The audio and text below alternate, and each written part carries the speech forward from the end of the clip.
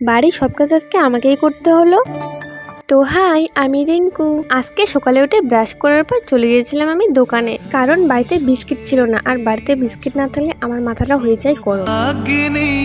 তারপর তো 10 টাকা দিয়ে একটা বিস্কিট নিয়ে আসার পর খেয়ে এখন বিছানা তুলছি। 10 টাকার বিস্কিটই নিয়ে আসলাম, কারণ যেহেতু একা খাবো তার জন্য। এরপর তো এদিকে ঘরটা ঝাড় দিলাম, তারপর তো সবজিগুলো আগে ভাগেই কেটে নিচ্ছি,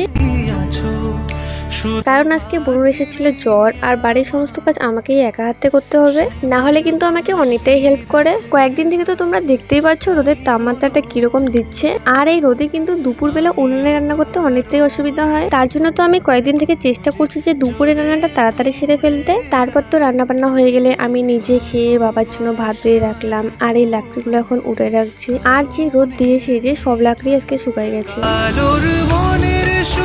তারপর তো একটু রেস্ট নিয়ে স্নান করার পর রেডি হয়ে গেলাম একটা বান্ধবীর সাথে বাজারে। সকাল থেকে কল করছিল যে ওর নাকি কি কি কেনার আছে, তার জন্য তো ওর সাথে গেলাম। আমার দরকারে ও সবসময় যায়, আর ওর দরকারে আমি না গেলে হয় বলো।